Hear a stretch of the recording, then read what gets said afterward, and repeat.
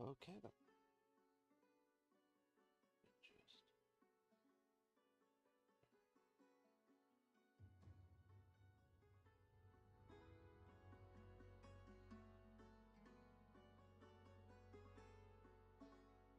Okay, so hello everybody. Welcome to another one of our wonderful games design streams. Been a while. So let's briefly discuss what's happened since probably we have last met up for one of these. Obviously, winter experimentation did not go very far. We didn't get to do lots of streams for that. That is my fault. That is a combination of I had exam revision, which took up a lot of time.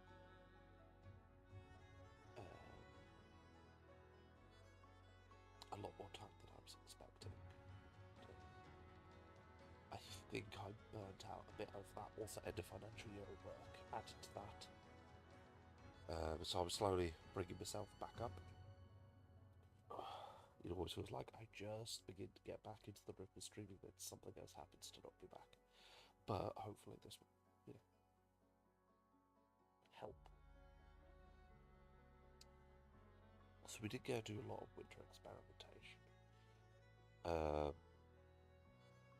UKGamesExpo is coming up next month, which is when I'm going to be running a bunch of games there, so that's going to be fun. I need to work out some one-shots. Whether or not I do that on stream or off, as I've yet to determine. But it is something I'm going to have to do at some point.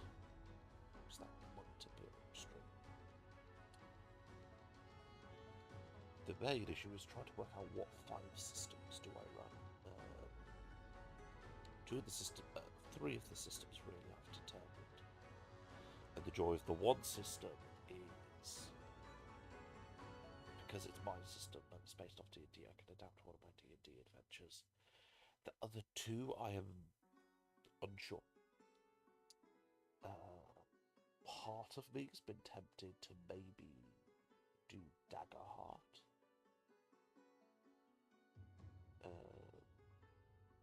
That could be a fun one. Yeah, I'm not too sure at the moment. I'm not too sure at all. But that's a me problem, not a you problem. So, bar that, we have been starting our D23 playtest. That is progressing. We had the players do the top level of the dungeon.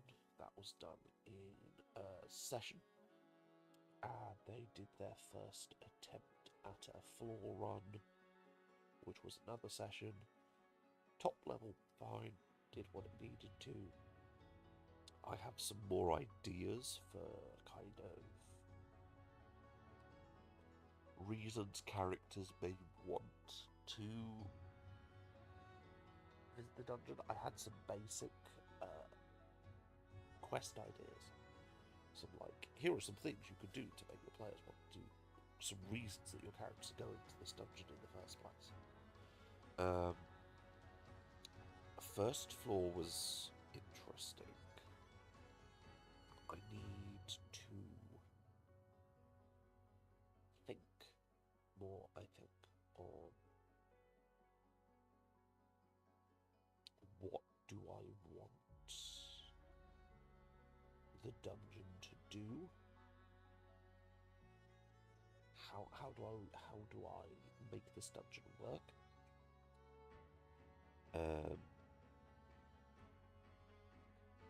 Because unlike normal D23, the idea was that each floor would be a month of the year, or each floor would be a week. I went with month of the year, and then for every day you made a dungeon to go on that floor. Now, how I have approached it is that the dungeon has roguelike elements, so there is a list of what rooms could be on the floor. The layout changes. So instead of there being, for example, 31 rooms for January, actually that's a bad example because that's the service line. Feb. Instead of there being 29 rooms, there are 28 rooms. There are 6 rooms, but what those 6 rooms are change every time we run it. But the other conceit being that the dungeon always remembers. So if you did a run and you talked your way through an encounter, they'll remember that. If you fought your way through an encounter, they'll remember that. Give me just 1 second.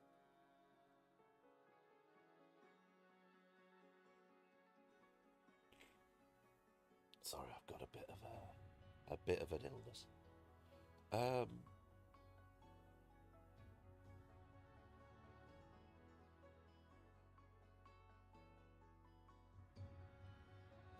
So yeah, it's trying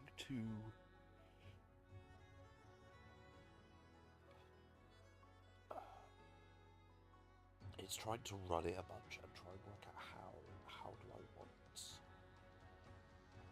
how do I make it work.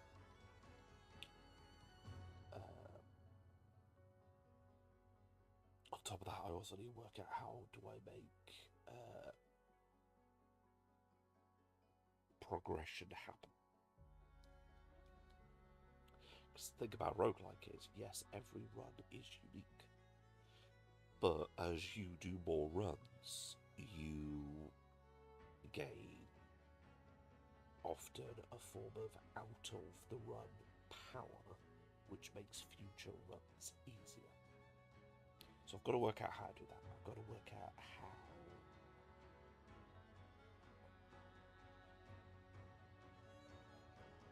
how to make it all work in a way that doesn't just make everything bad.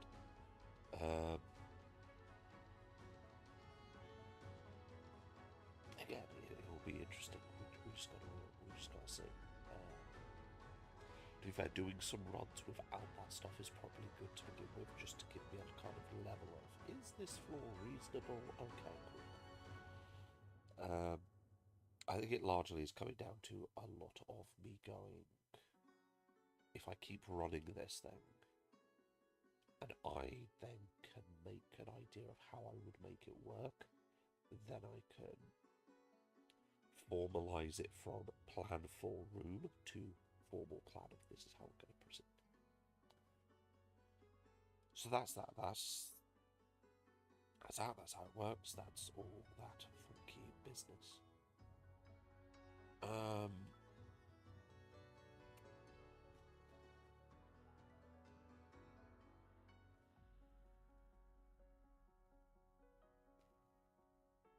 On top of that, obviously we've been designing our own system. It is fun. It is weird, wonderful. Where are we at? Because the last time I remember that I could easily find something was about September, October. We had put out on Ko-Fi. All the classes are done. Here are the classes. In the time between winter starting and now, what we have managed to do for our system is every class has subclasses, except the Ranger, which is the Realm Walker, and the Inventor. But with the Inventor, we need to also work on customizations. The Lawmaster I might go back to make some more tactical maneuvers, specifically for the one that was themed off for a Warlord. but that's going to take some time. For now, I just want to get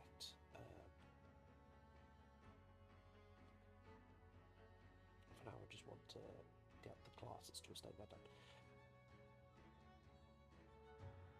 One thing that has come up is every class is now a playbook.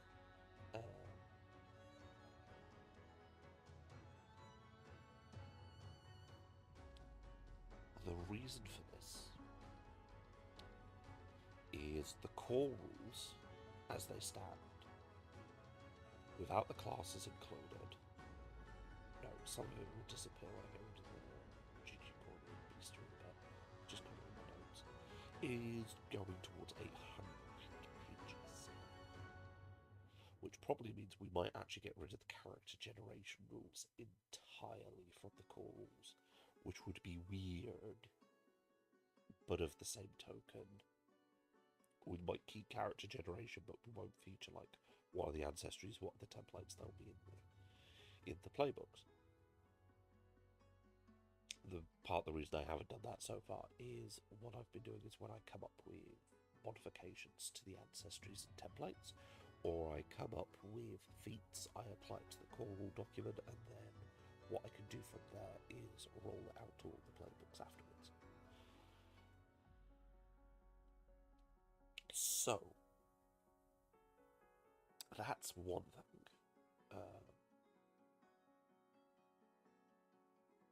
That's part of the reason we did the playbooks. So one option I had was doing what I called the player option book, which would have been a second book, and it's just, this is what you give your players. It will give you character creation, all the classes, all the subclasses. Which is great, but that also was getting into many hundreds of pages. What we instead are going to do are playbooks, which will still be many hundreds of pages. But the reason there'll be many hundreds of pages is this is partly the Warhammer player will be showing the codexes.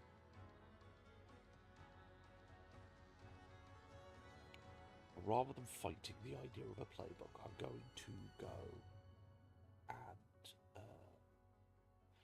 effectively just dive in, just accept that it's going to happen, and what instead we'll look at doing is utilising that capacity for the benefit of the characters.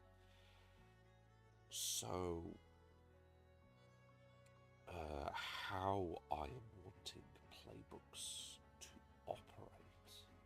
I'm just pulling up one of my playbooks now, just to... is have a section where we go in the world. What is how would you commonly come across an event? How do they play into, if they're magical, say the cosmology of the world? How do they play into the nature of less? This is how every world will work, because obviously game guides will want to make their own worlds, but it gives you a starting point to kind of go, okay, this is kind of where the class's fantasy lies. Character generation is included, which is probably why it's giving it a good few hundred pages. That is your ancestries, templates, etc.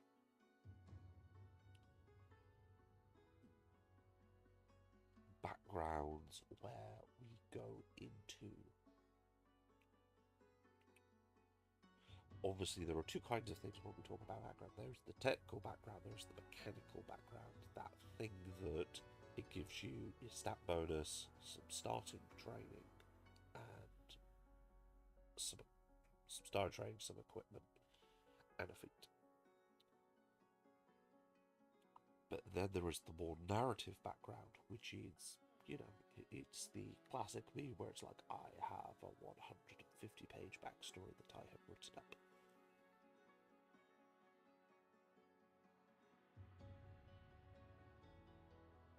Apologies.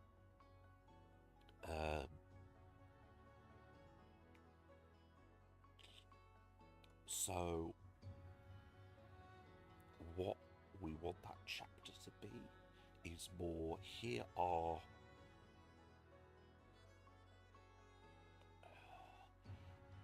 first part is going to be the entire chapter is about the narrative of your character's specific backstory, but the first part will be a generic one. It's like, here, what was your family like? What was the place you grew up like? Were you from a metropolitan area, a rural area? Lots of tables, lots of things for you to potentially have done. But then what we do is we then go, okay, here are some additional class stuff. Here are some tables that describe natures of your class. Then you've got your class section, then you've got your subclass section, and then you have your appendices, which will often be an appendix for any special rules. So, like, say you have Malice into Darkness for the Slayer, Wild Shape rules for the World Speaker, maneuvers for the Law Master and the Warrior. Things like that we will put into the appendix, and it's effectively like, here is your shortlist. The other thing we want to do in the playbooks is to make onboarding easier. So for each one we will have, my hope would be about 3 or 5. I want to see how big they're going to be. 3 or 5 pre-generated characters. Now the key thing is with the pre-gens is not only do we give you a pre-gen, it gives you a level guide of, here is where we think the build of this character, here is like what feats we'd recommend, with text saying why. Why did we pick the stats that we did to prioritize? Why did we pick the concepts we did to prioritize? How do these things all feed together? Because if we give you that, you might go, okay, well, I'm going to change this option.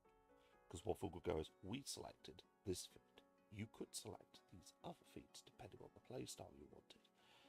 And we basically give you the tools of why did we build the pre-gen the way we did, how to deconstruct the pre-gen and rebuild it in a way that benefits you, or builds a pre-gen in a way that you might go, okay, I have enough ideas here, I'm going to actually make my own character now, but the pre-gens and the construction analysis of the pre-gens helped you work enough through the systems that you went, okay, yeah, I can see how this works.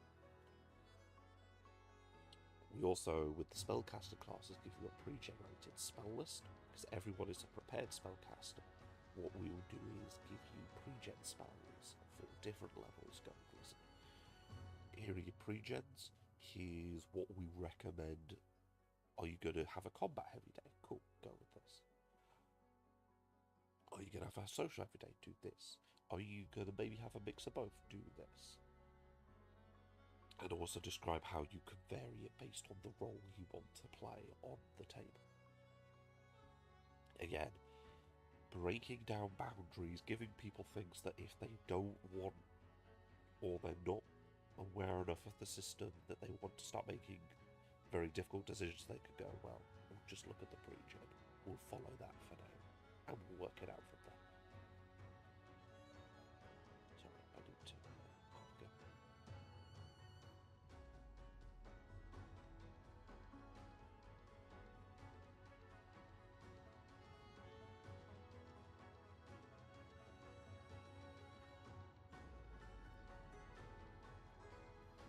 Oh, God.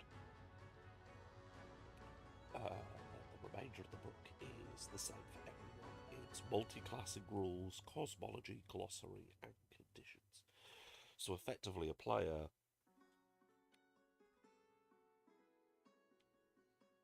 you could just play.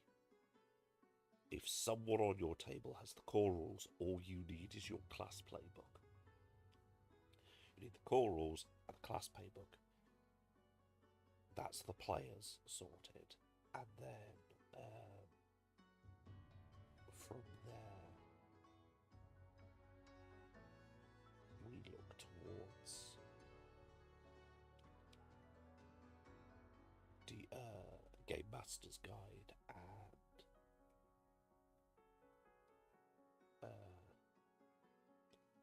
a bestiary. For the game guide, And so we're leaning into the playbooks, is the long and short of it, really.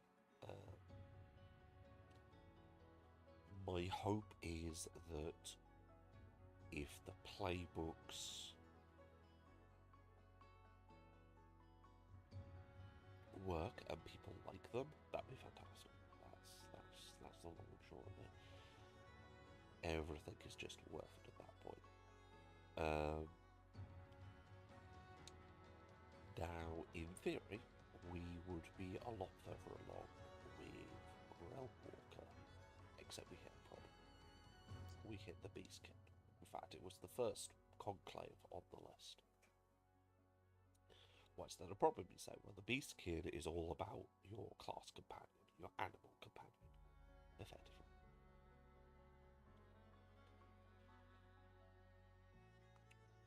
So I needed to work out. We haven't really written down the companion rules up until this point, which I really should which probably means it's time to talk about the other thing, which is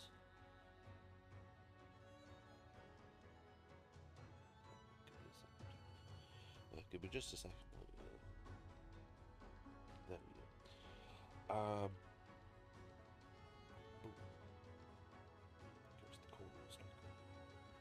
So largely a lot of the core rules haven't changed. A couple of the conditions have had some wording changes. Most of the core rules are done at this point. Spells are being worked on. We have to write up all the summoning spells. And then there is a second phase to spell writing where I go through and work on the components. I think we're going to have mainly just going through, checking damage numbers, all spells of a similar level,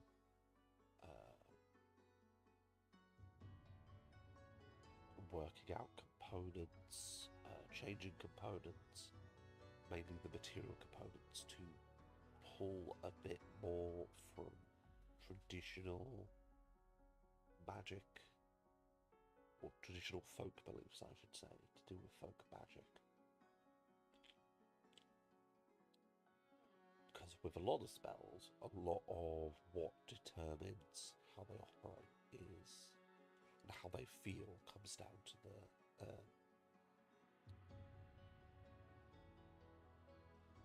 components and how you're casting. So we want to kind of look at that. Equipment, we have done a little bit of work on. We clarified a few bits. Crafting, we haven't really progressed with at the moment because there were a few bits lingering there. That's because it's the inventor kind of working side by side. So once the companion rules and the Realmwalker are done, we can then go back to the crafting rules. So speaking of rules, speaking of companions, so companions have had a whole rule section written up. Let me just a second.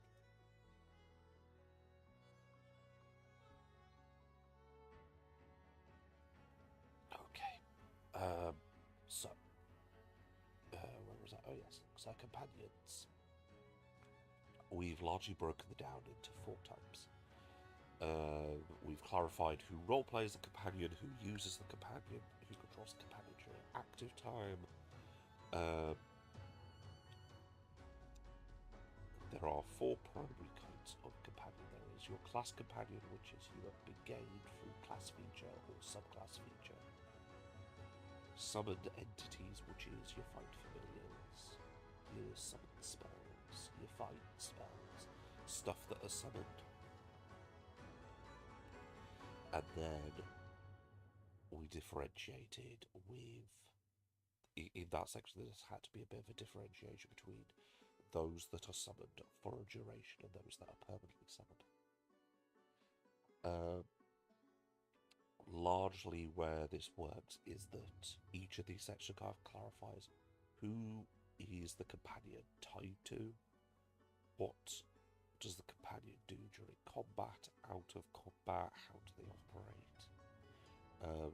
taking away, because a lot of the summon spells and stuff are the same things, like you take your turn after the person that summoned you, and it's like, okay, if we make that part of just being a companion, we don't need that section in every single spell. We can leave the spell to determine the rules that are unique to that spell. And we also are clarifying what a hireling and a retainer is. So a hireling is any companion that you have to pay for. And it can be a one-off payment or a contractual payment where you have to pay repeatedly over time.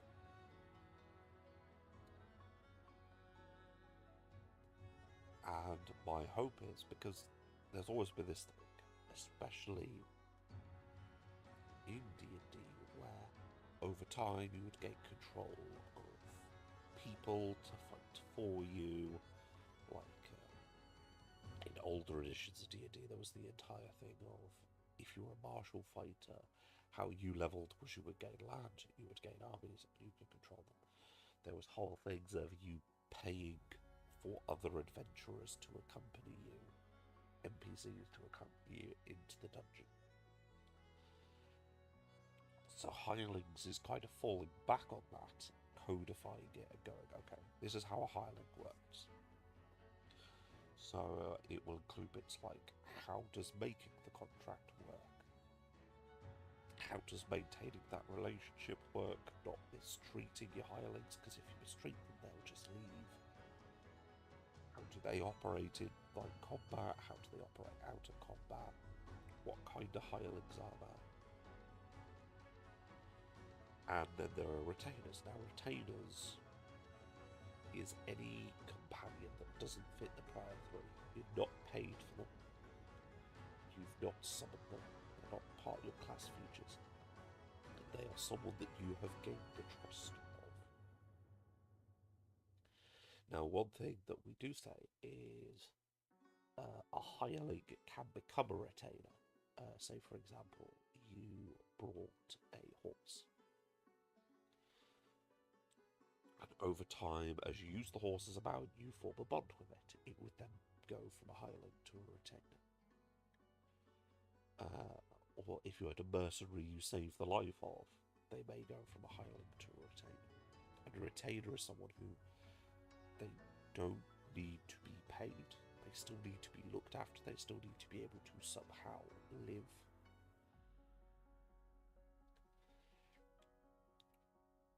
And they can still be driven away if you mistreat them. It's just harder.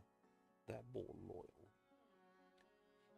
But if you do sting them, they feel the betrayal a lot harsher than a hireling does.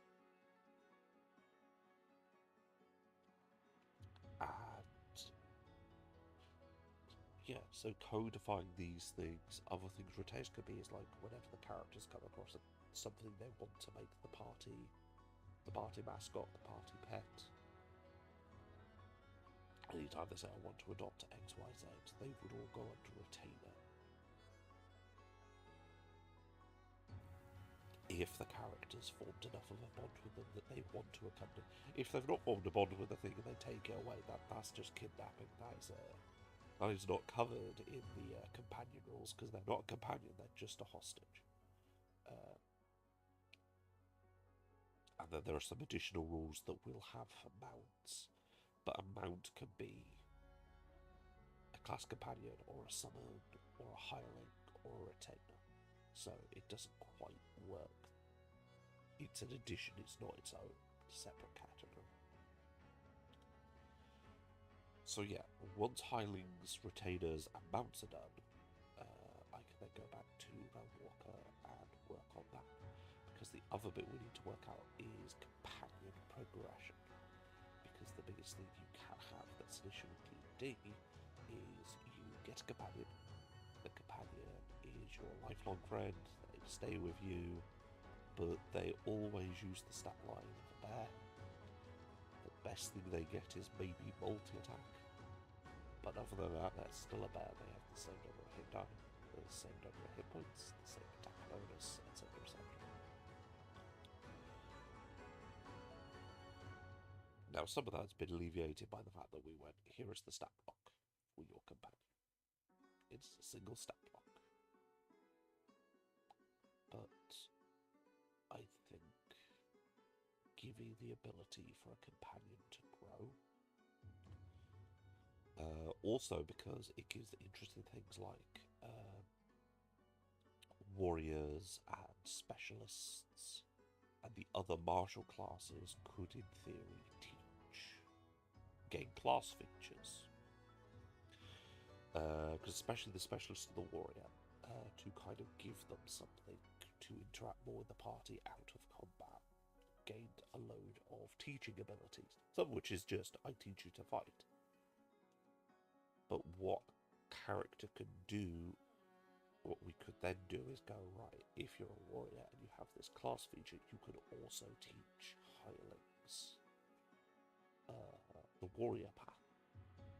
If you're one of the core spellcasters, which is soul-shaped bard, it's basically the outside ring. You're not the half-casters, you're the full casters.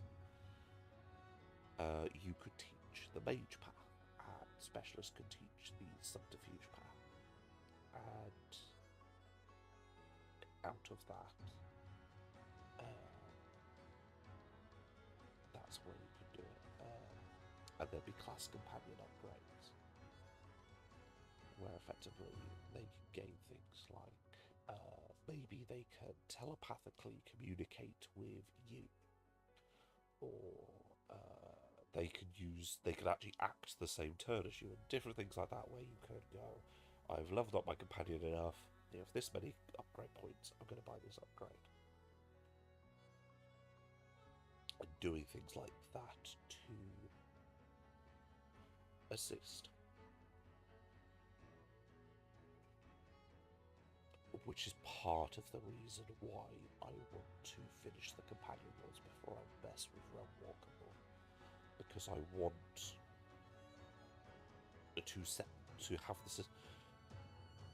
The other pet classes are kind of, you get a pet, that's cool, but it's not the primary thing. Whereas for the Realm Walker, a big part of Realm Walker, kind of the class fantasy, is the animal companion. So I really want to be able to allow it to play with the companion rules, which requires me to write them, which is why we're in this kind of deadlock of the core rules have to be written before we can do the subclass. And obviously not doing Realm Walker means the inventor gets held up, which also means crafting gets held up. But, well, that's not the happiest of news. What it means is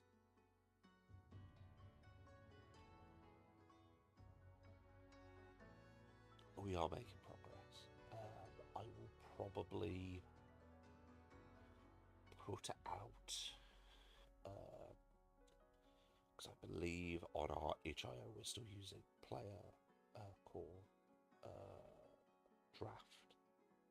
We'll probably do a new draft update soon, which will contain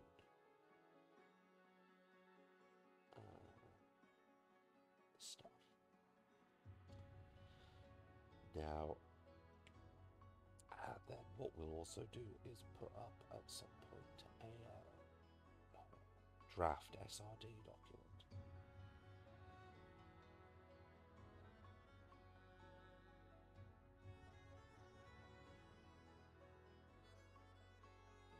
So that people have something to play with. But that is its own separate bit. That's a thing to worry about when we've actually finished the damn thing.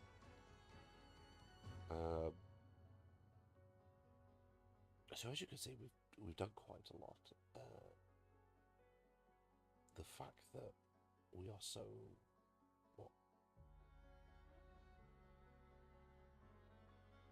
we've got past a year.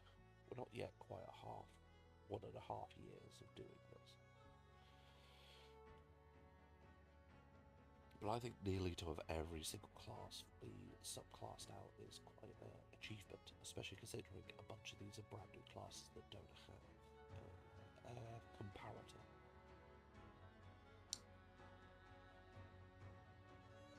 So yeah, that's most of the catch-up. Bar that, I have been working on a little side project, which is the main bit we might be working on a bit today. What's that? So, the side project we have been working on is I have long fretted to run a variant of Strixhaven. That kind of magical university campaign. And I have fretted that it would be set in the world of Final Fantasy XIV, which obviously, as we know, something this channel really likes is FF14. So I've had this threat, this kind of sword of Damocles, dangling over my friends for the longest time. And I kind of hit a stumbling block with the companion rules. Which is fine. Perfectly acceptable to hit a stumbling block in your writing. The key I find is if you hit a stumbling block in your writing, you should stop, pivot, do something else, let your brain rest. And when your brain starts to come up with ideas with the former thing, that's when you know it's time to come back. So, or when you hit roadblock with the new thing, that's probably also a good time to go back to the prior thing. So, what have we done? We have been writing a series of backgrounds for the different we have two kinds of backgrounds. We have basic backgrounds, and then we have what's called a national background. So what effectively I've written is national backgrounds, which are aspects that could replace, they have a commonality for a group, and they can replace or are added to the original background. So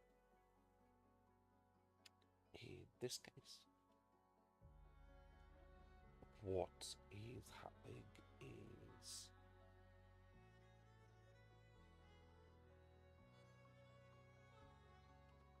so the way this is looking to operate is instead of a school where you are split into houses, you are instead split into dormitories, and your dormitory is determined by who is sponsoring you. So if you were sponsored by, say, Gridania, you get to live in the Gridania dorm. If you were sponsored by Ishgard, you get the Ishgardian dorm.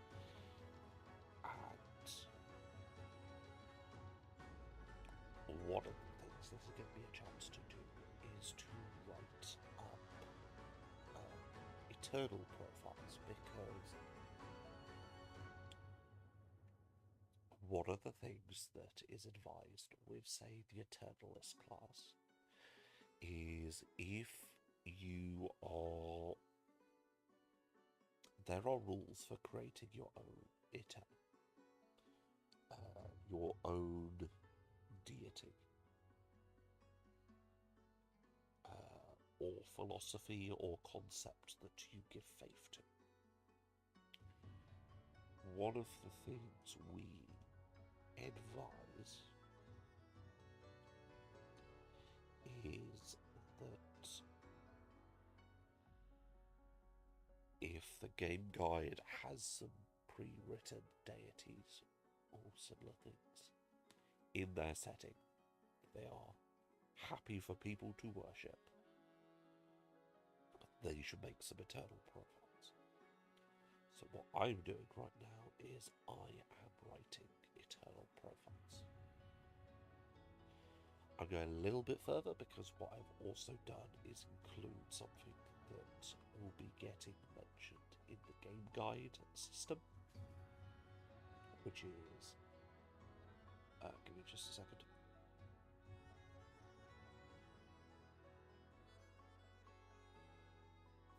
Oh god. So, what's been written in the other section is that we have very vague social rules on the player side. It's a lot more in depth on the game guide side.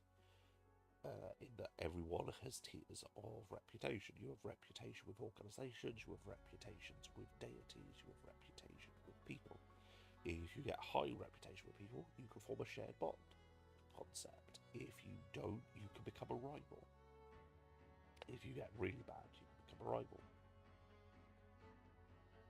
If you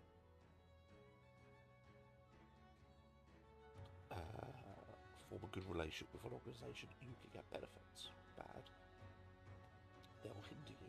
So with deities, if you get a good relationship with a deity, you can get buffs. If you get bad, you can get cursed. So what I've also done is add for the players to see some of these things. What my hope is, I will maybe release this document as a free bit of content on Ko-Fi.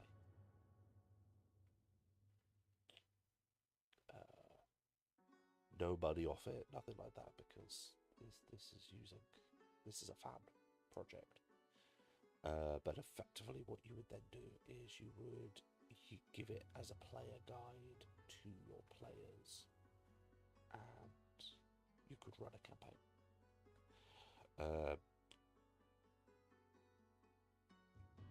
So yeah, I'm currently working through the 12, then I've got Primals, Hydaelyn, a brief bit on other faiths. I need to do a little bit more research, but I have a sneaking suspicion that the other faiths don't have really enough detail for me to go into at the present time. I then need to make student profiles for the different students that you might encounter, which will be fun because that will also be a good template for NPCs for people to use.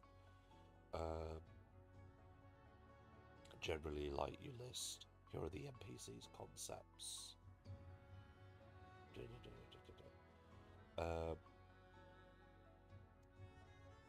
you have your lessons plans, you have tests, you have stuff like that. So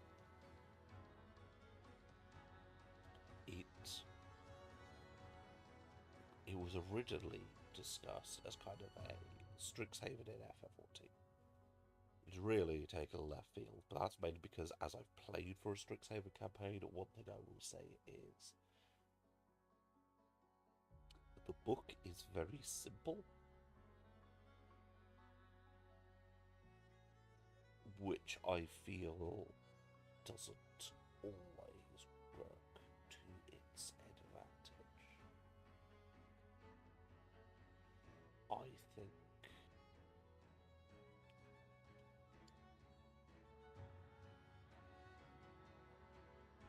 that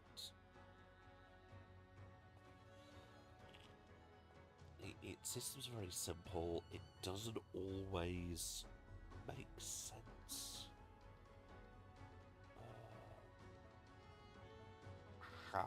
why they made certain decisions.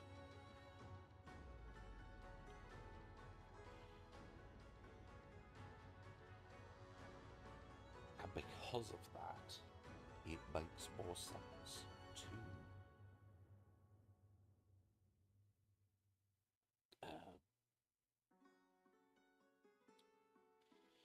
because that makes more sense to kind of give a bit more mechanics to it. Obviously, players can ignore as much or as little of it as they like. If they think, you know, this rule doesn't give me more opportunities, it hinders me. Especially with, like, the lessons where it's like, here are your lesson plans, you've got to plot them against a timetable. Pick your classes, make sure they don't clash. And,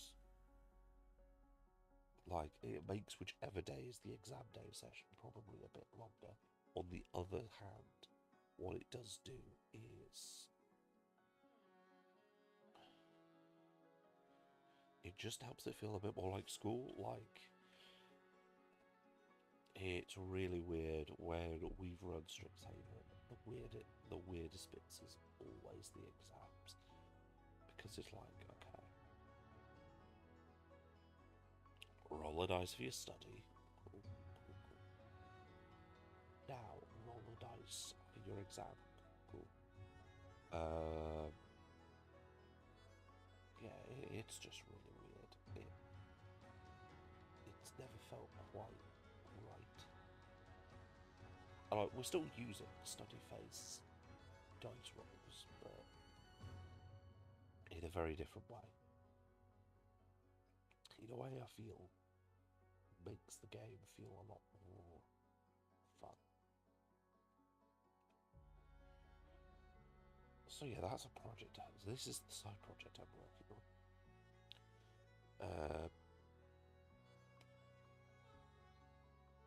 While I let my head tick round with ideas for finishing the companion rules. Mainly it's Hirelings and Retainers. There's just so much you gotta do with Hirelings. And then I've got to think about how they develop, grow, upgrade.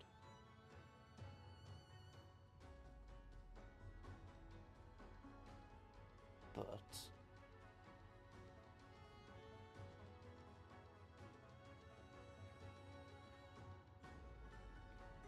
I personally feel very happy with it.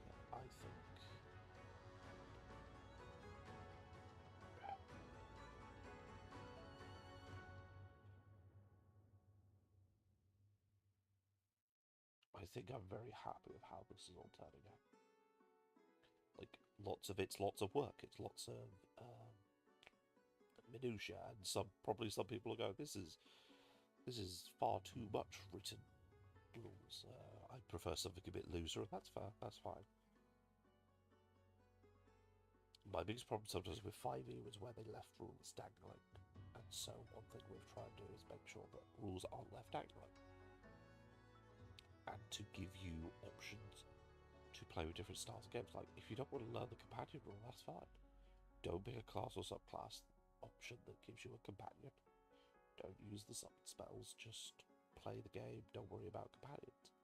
If you want to, like, micromanage companions and all that malarkey, feel free. Likewise, if you don't want to have to worry about making a god, dealing with a god's reputation, just don't play one of the faith characters.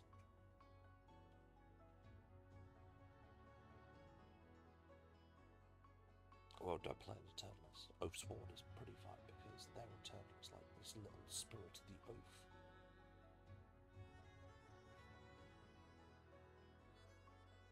Is that really a cargo?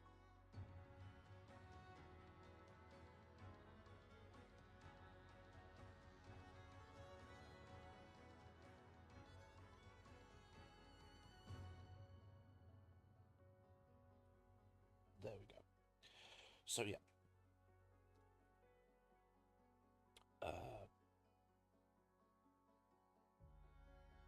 That's the majority I've really wanted this stream to do, which was mainly just for me to kind of talk to you all, catch you all up. I might see about maybe.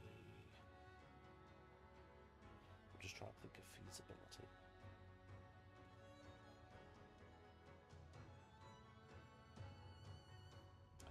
We might put out drafts of the playbooks soon-ish. If I have time, I might sit down and try and work through that. Making draft versions and putting them out, because obviously anyone who's been following the project with our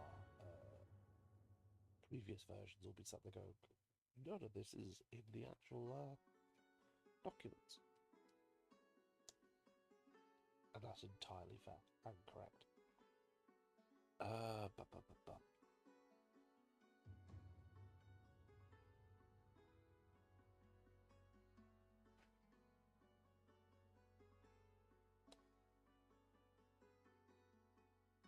We have a pre-gen character I might also put out. Technically it's May 6th at this point, but For May 4th, I worked a bit on a pre-gen, and I'm pretty happy with it, so I might put it out as a thing for the Ko-Fi members. Bar that, yeah, I need to work out UKGamesExpo. Currently, my thoughts are, I was tempted by Fey Wanderers, but now I'm sat there going, each session has to last 2 hours. I'm not sure Fey Wanderers is long enough to last 2 hours. We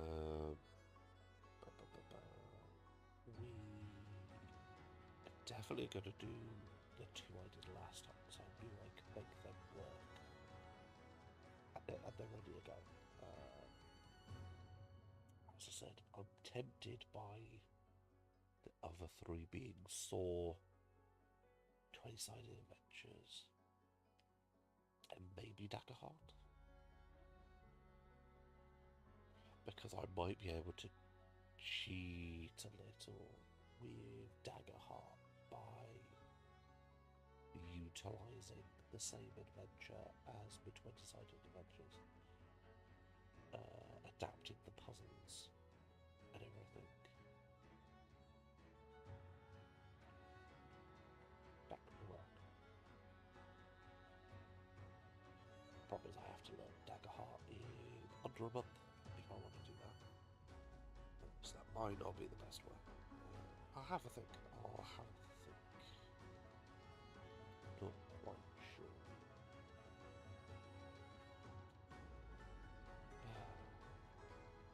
Right. So I have talked on my time. And I'm thinking about time we stop talking and start writing. So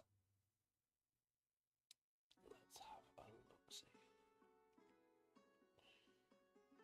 So for each turtle, to break down their profile, you have brief descriptor. We have the nature section, which is needed for a turtleness. It's what the chosen creature type is, the nemesis creature type, your channel faith actions, damage type, domains, other things. We have a brief bit of FF14 lore, and then we have the reputation stuff. So we have what happens if they're a rival. We have one buff for each tier of reputation, which is currently, you get a first level spell, a third level spell, first level spell, roleplay effect, a third level spell, roleplay effect and a stat buff, roleplay effect and a 5th level spell. Give me just a second.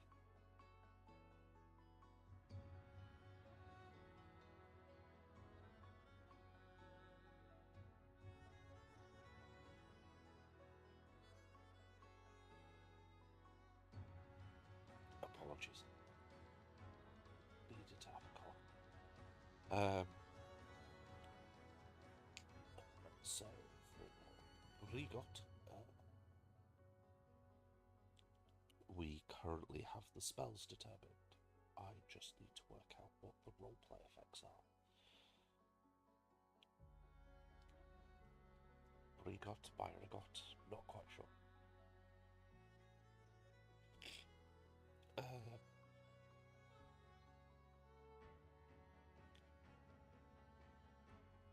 But they are a deity of construction, of crafting, of building. Oh, that's a thought. That's something I can look at. What are...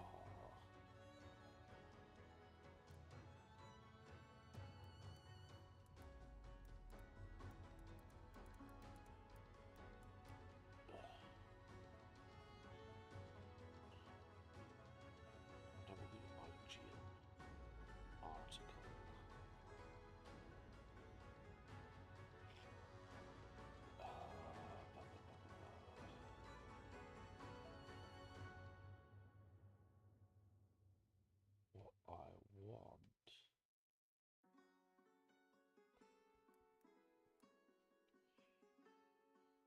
is the class action guide.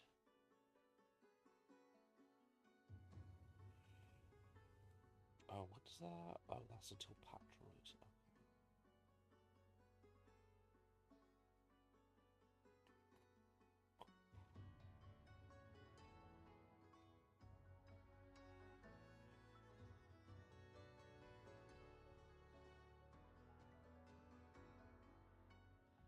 Okay, this one.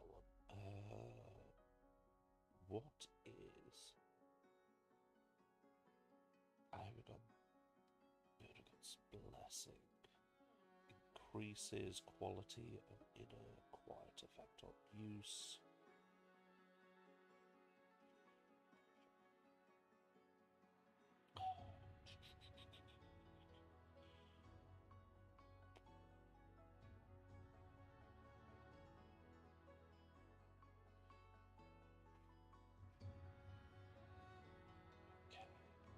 Because my thought is we could base off Erdogan's blessing one of our passives.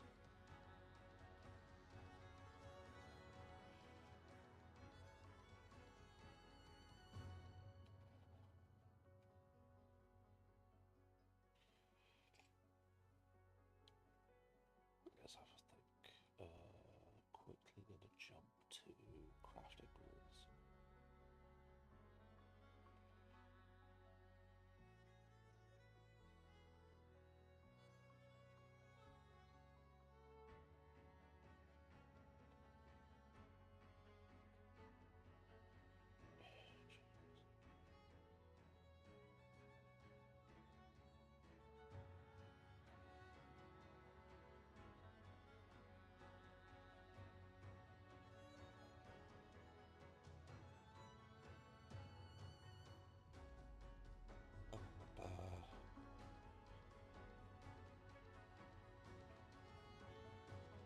God, this that class a bit where I go, oh, I've made all these promises. I've got to fulfill them one of these days.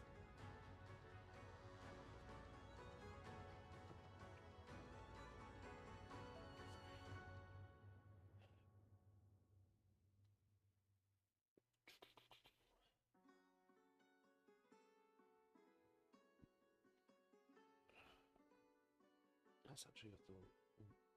What does Disciple of the Land look like?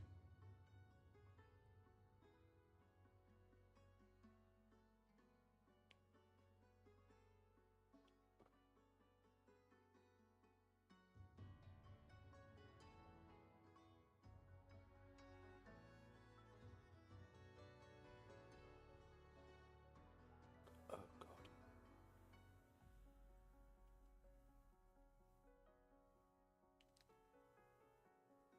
Is it Norfolker for all three of them? Or does it follow different?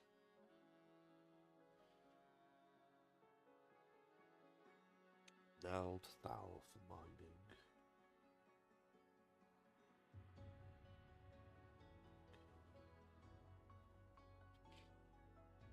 And Fisher is... Does Fisher not call upon the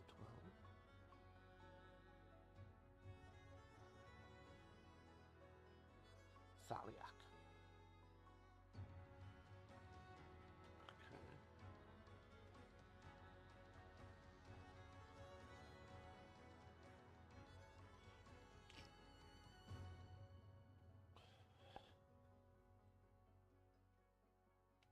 So Birgot's blessing is increases quality in a quiet effect ends on use.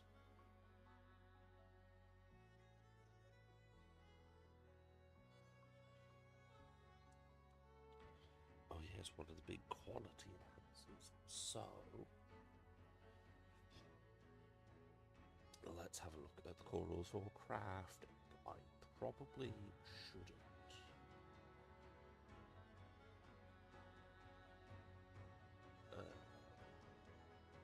Let's have a quick check. Nald Thal's blessing sorry, Nofka's blessing is increase item yield. Nald Thal.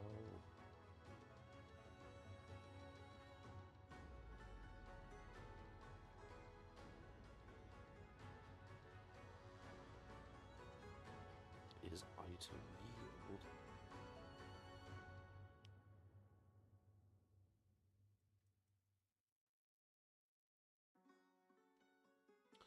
Is now Meteor's ward for every Ganther? Yes, it is. Okay, that's good to know.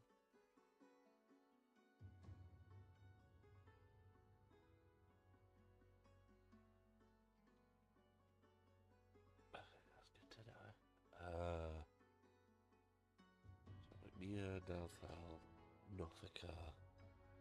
Their yield, they're about getting more of something. So I think one of Billigot's blessings could be you treat item quality of anything you craft one higher than normal. That's a nice, like, low-level crafter buff.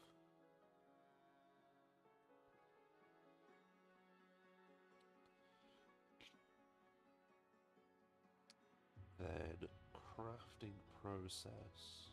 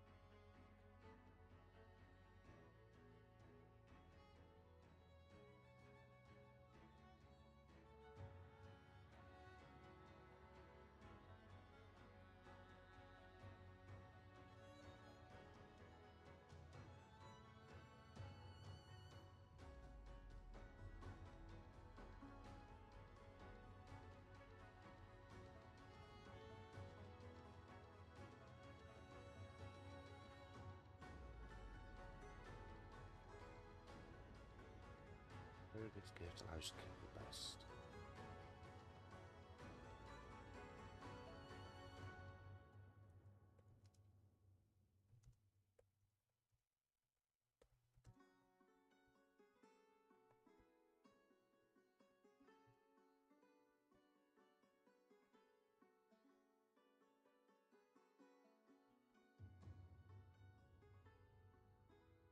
Okay, yeah, that's good. I like that.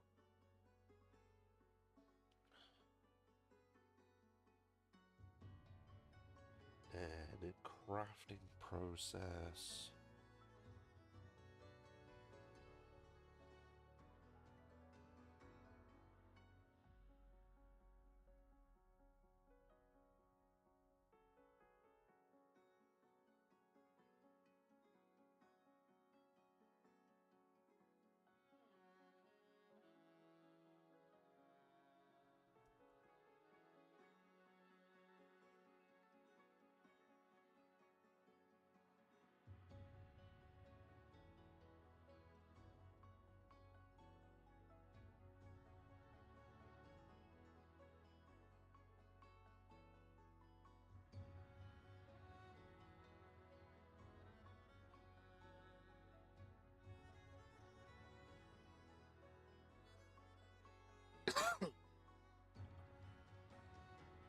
Oh, hello.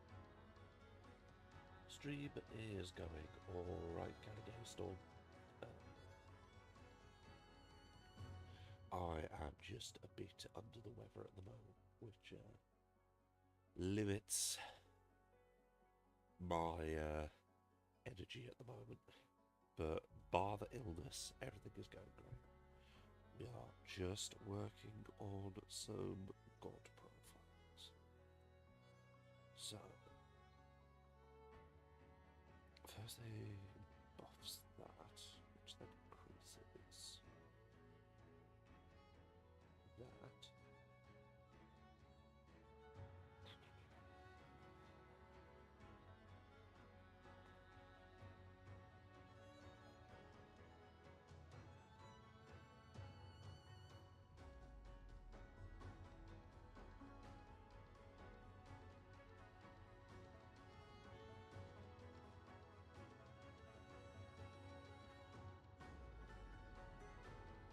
If the results sorry,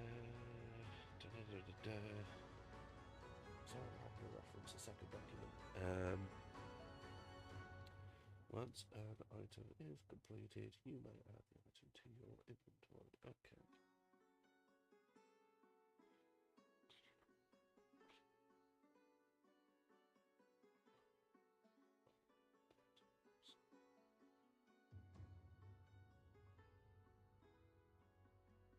Let's have a look. So what does the inventor get? So for an inventor, you have buff to using tools.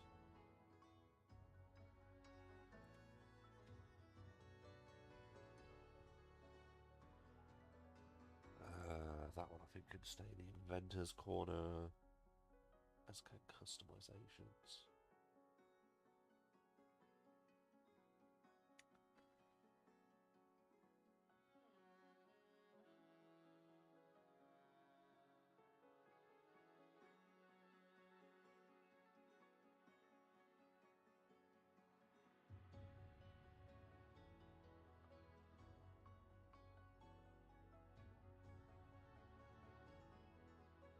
Excuse me a second, I need a cough again.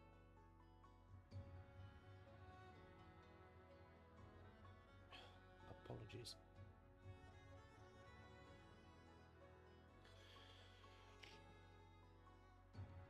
I feel the plague overtaking me. It is not a fun plague.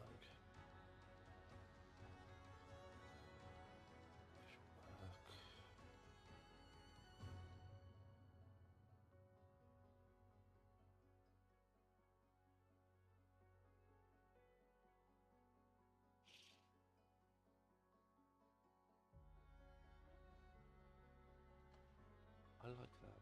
That would be fun.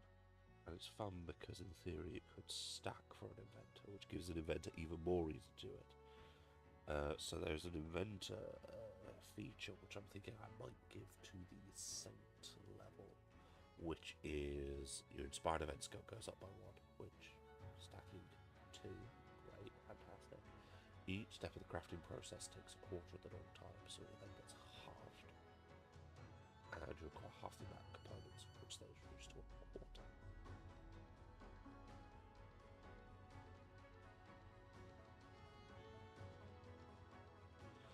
Which I think is kind of cool. I like that.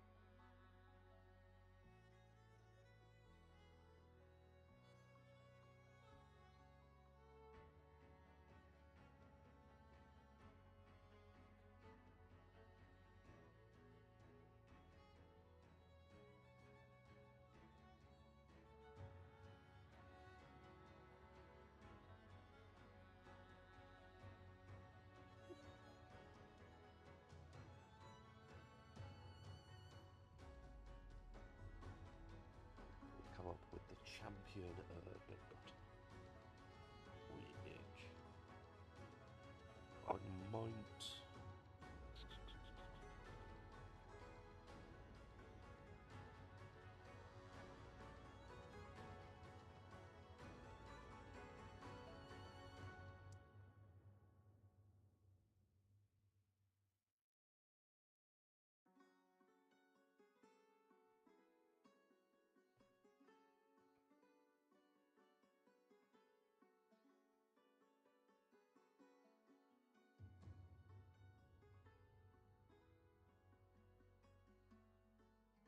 Okay, so my thought is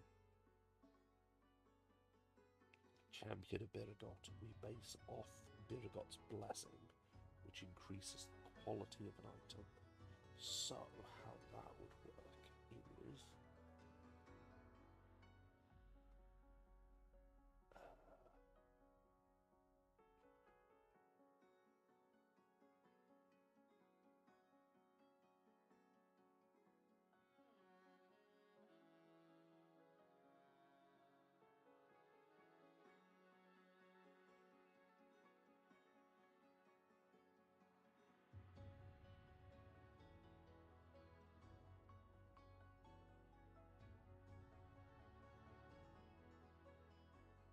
my thought.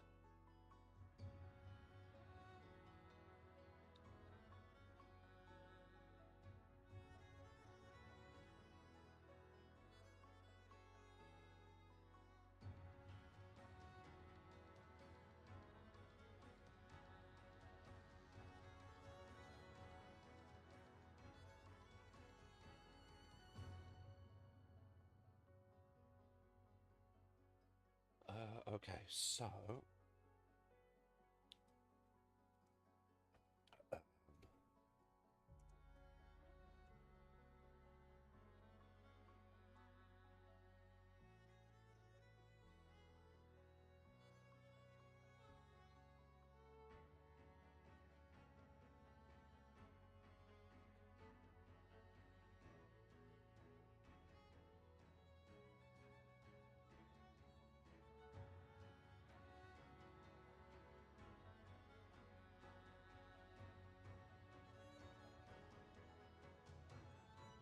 in response to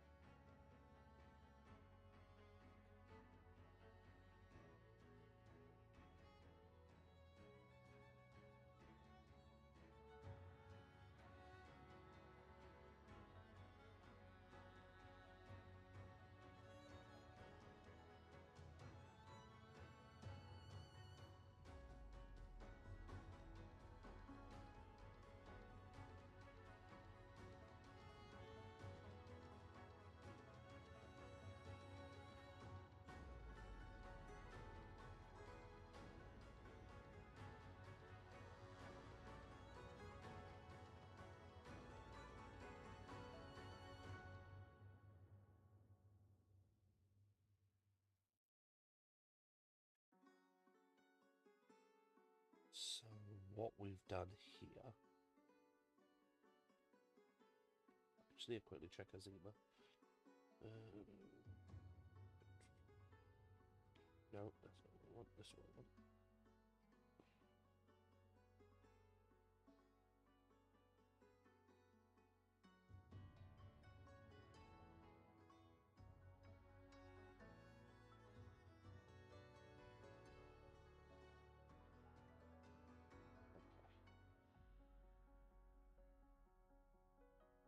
So what we've basically done is, for Biragot, you get identify, increased quality of your ingredients, Eternal's weapon, re-rolls on crafting with a guaranteed safety net, so many times a long rest. Then we get your trained in the use of items, a bunch of reductions to speed up the crafting process. So that's cool.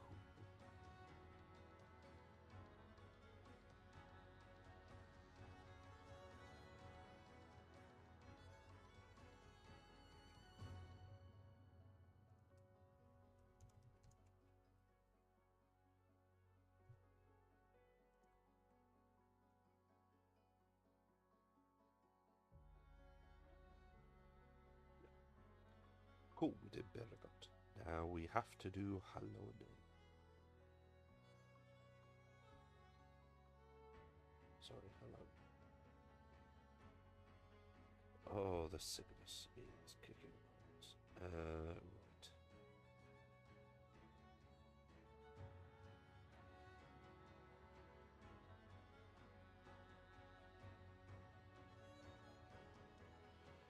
So, who is Hallowed?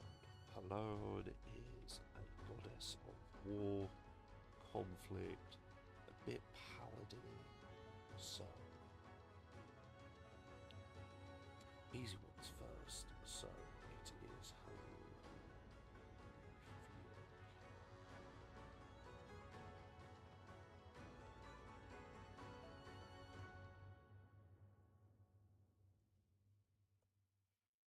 I believe it's cold damage is her damage type. Yes, it is.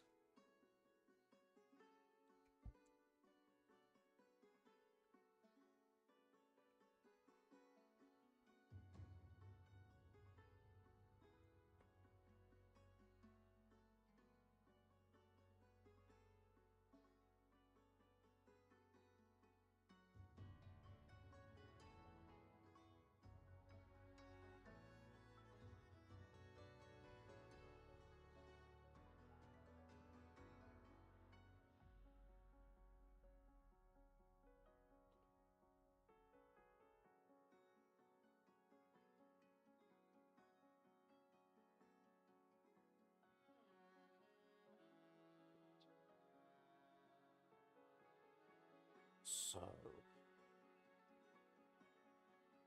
bit of lore, bit of idea of stuff we could do. So, shield was nice and easy. That's just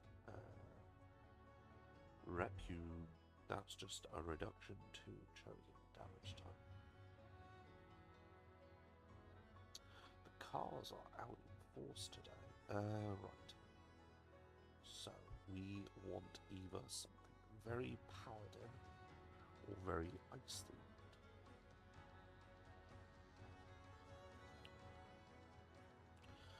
What spell should we give? Should we Frost Dart?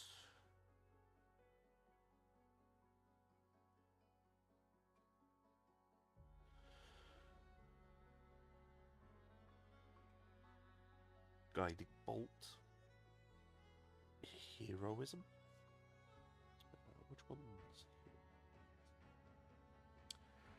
So, Heroism, immune to being frightened.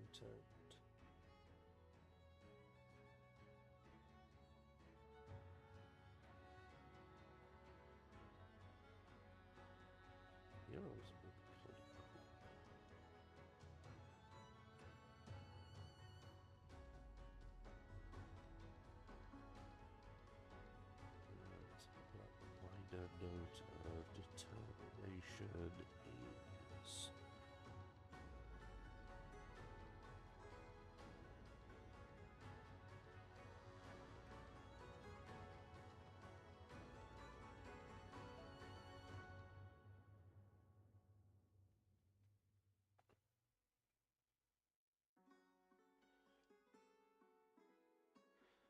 Okay, so mind and eye determination is nice.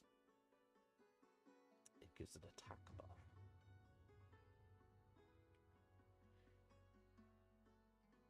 But it does only give 5 BP, and once that 5 damage has been dealt, it is removed. This will be at first circle. So that isn't too helpful. Heroism, I think, would be a good shout.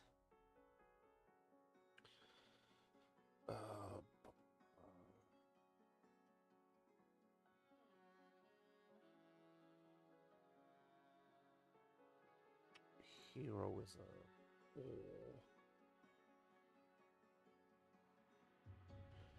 shield could be useful.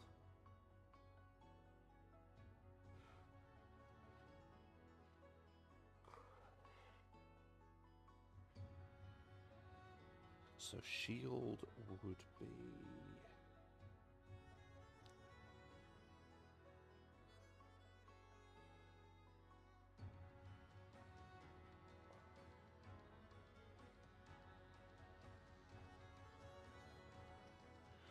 so if we gave shield, that would be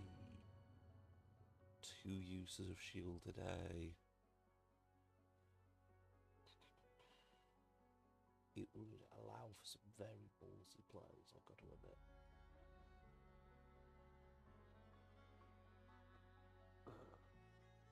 Let's make sure I'm not conflicting too much.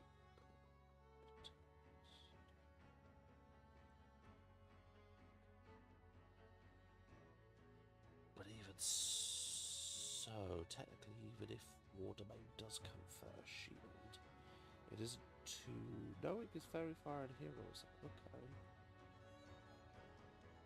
Yeah, let's see how that goes.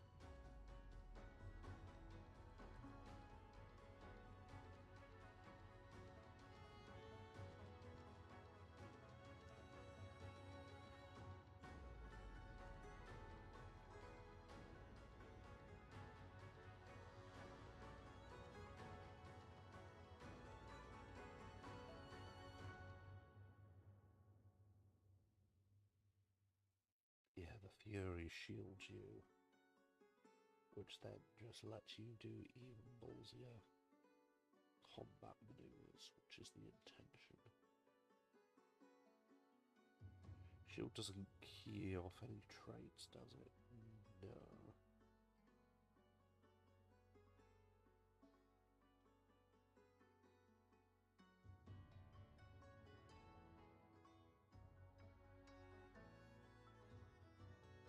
I like that. Yeah, I think that works. Right. Let's have a think.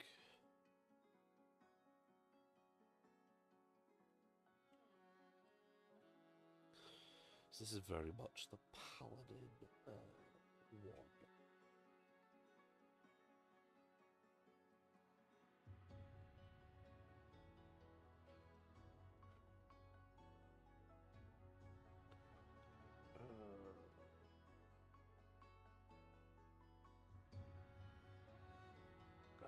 Close you for now because we've done better got. Agent of Harone.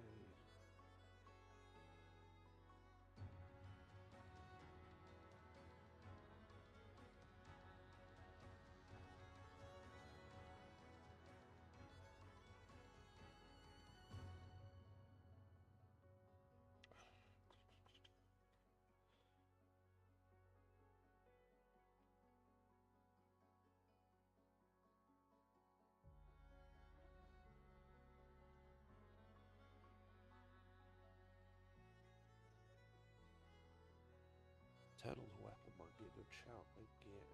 Third. Daylight. Detection. Elemental weapon maybe be actually cool.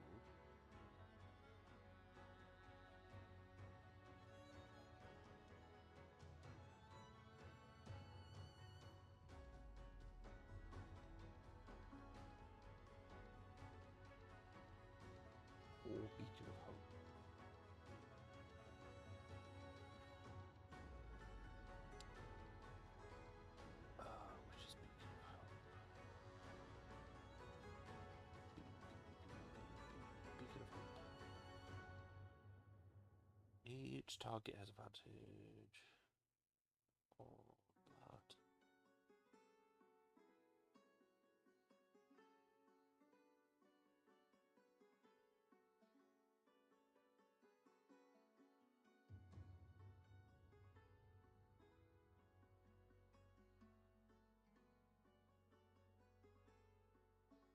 Okay, yeah, you can hope that one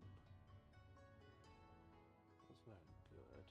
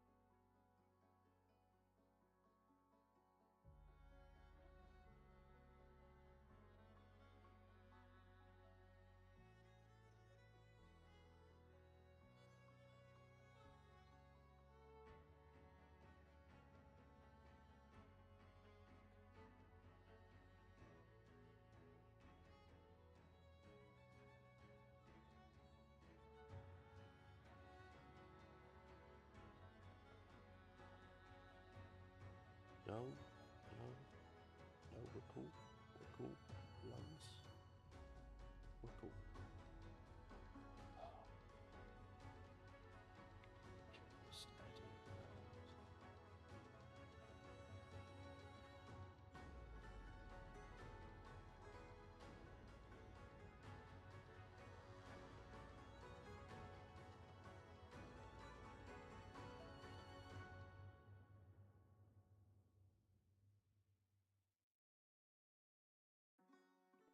Description that's more apt for finding the truth.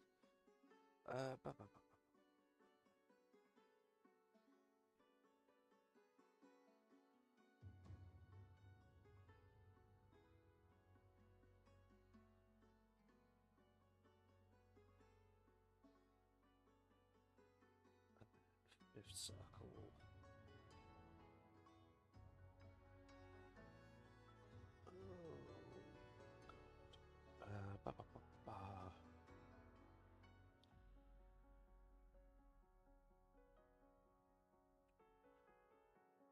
Which is Chorus of Exaltation and War of the Eternals.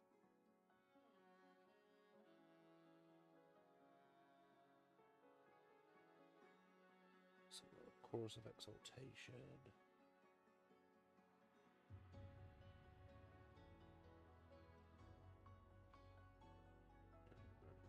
That one is a heal spell, and Roar of the Eternals is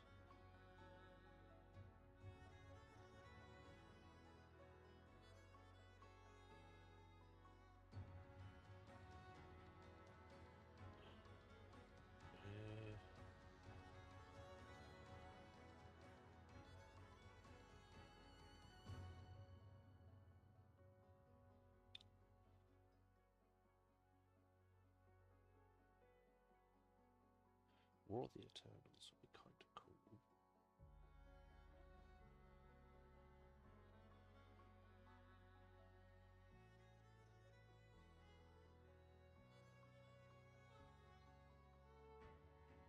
We'll just quickly check what Cosmic has at 5th circle.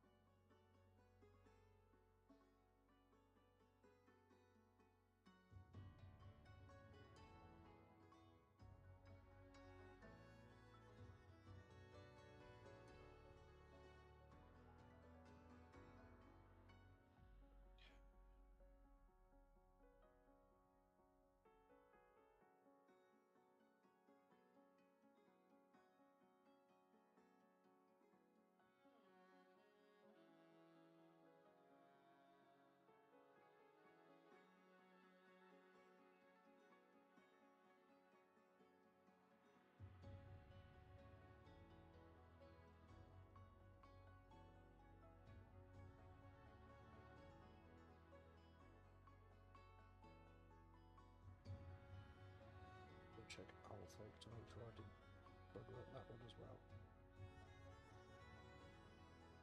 No, I didn't. Cool. Right, so, how do we do this? So shield doesn't require a check. Roar of the Eternals.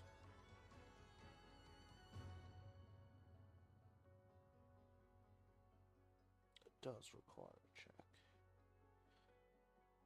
Just elemental weapon.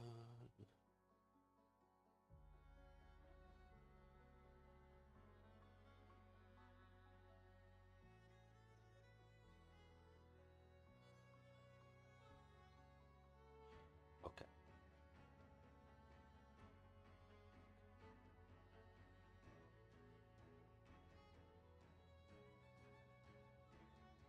So what I need to do is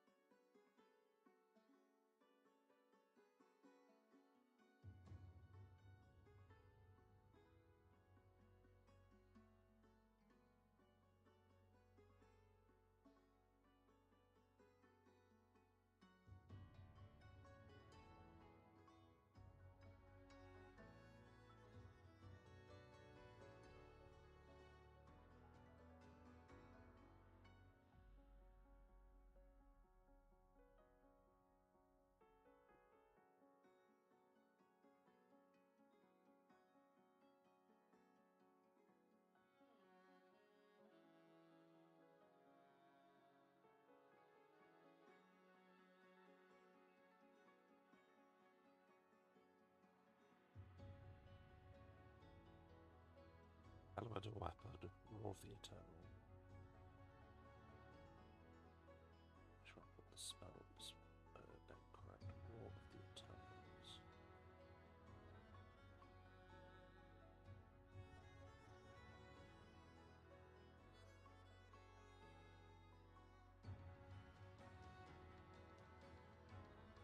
Cool, cool, cool, cool, cool.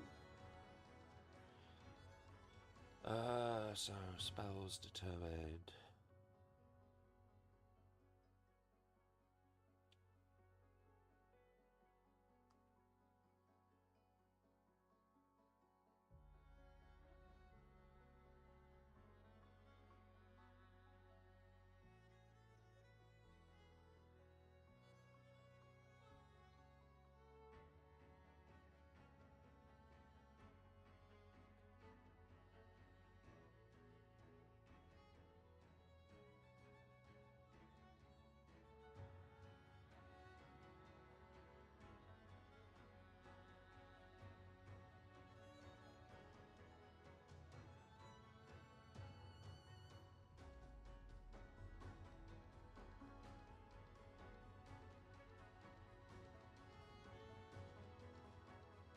Okay, so I need to come up with 3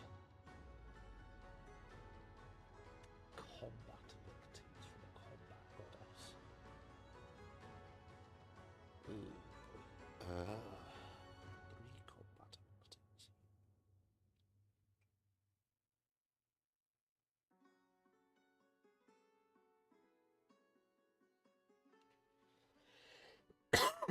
Pardon me.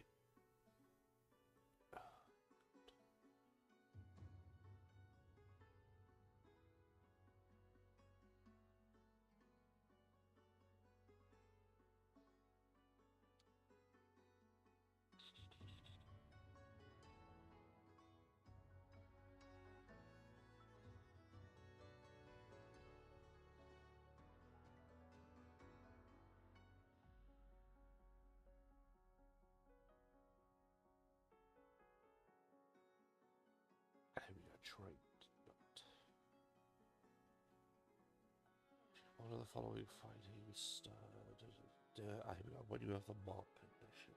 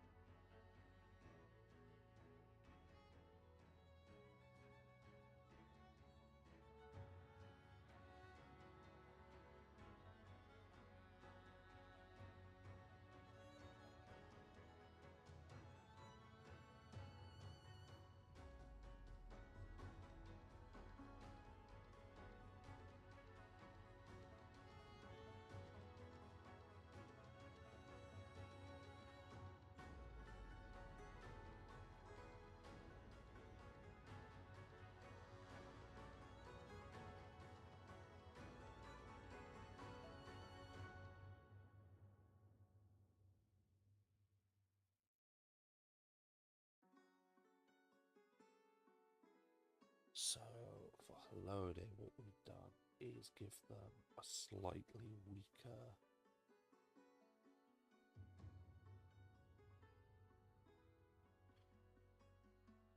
version. Let's just make it 10. We give them a slightly weaker version of what a paladin gets, which is basically if they mark a target, they can't get far away.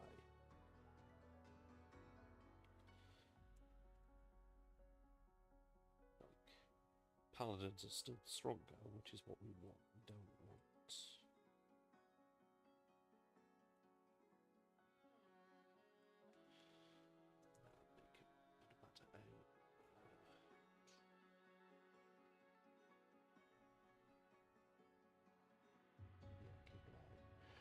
So we've got that bit done. There's champion. How does hello treat a champion?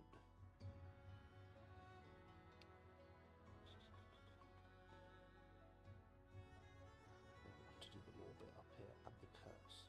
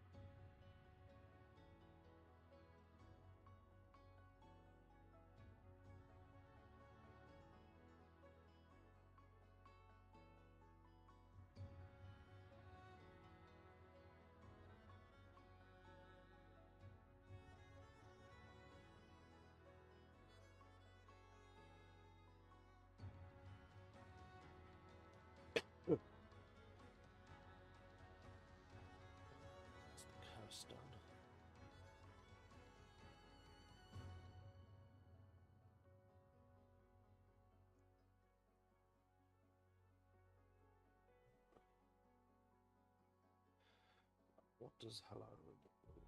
Where is the heaven and hell of us?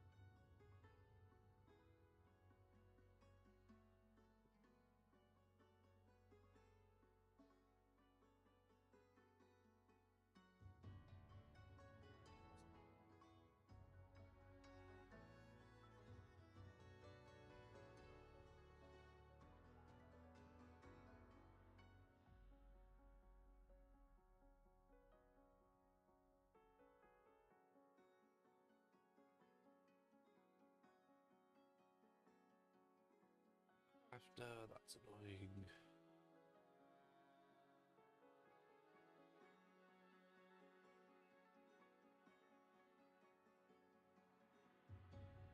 It's very annoying.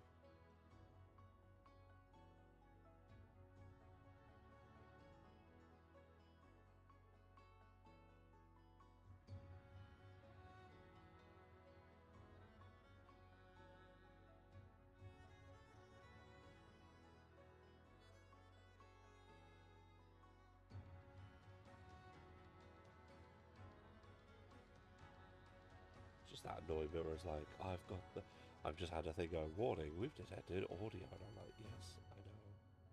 I've got the license to use it. Fuck off.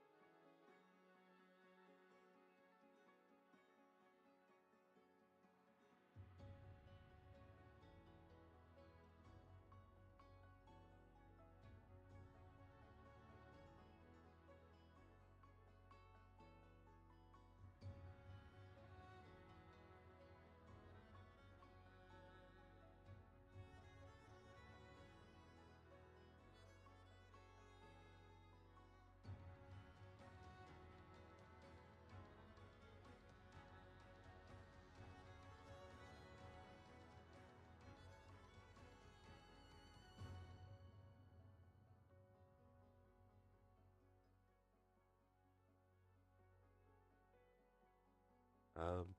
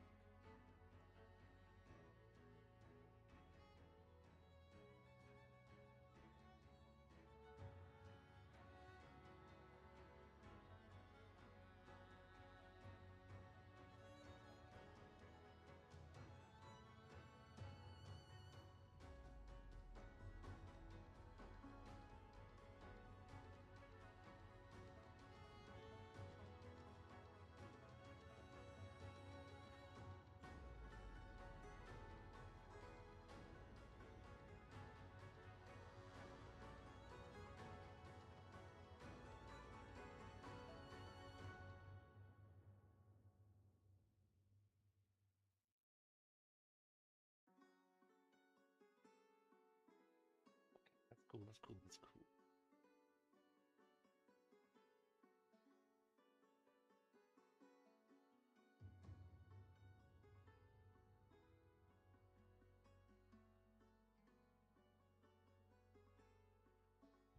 So now we need to work on what these two fluff abilities are.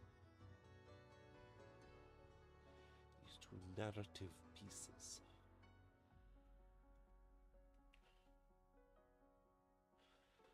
What could be cool? What could be cool?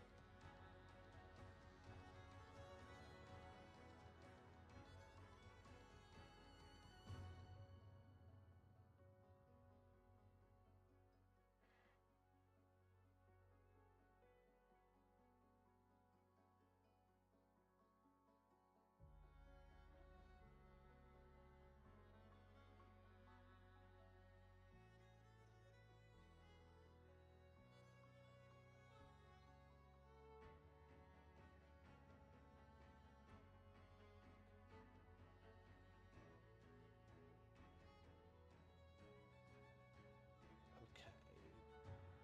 I have an idea for one. What about the other?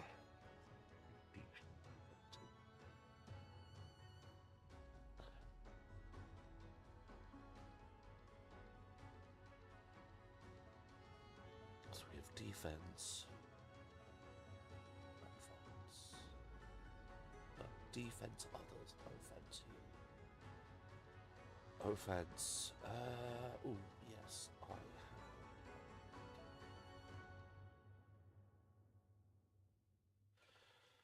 We do like paladin passenger arms, but only for one person.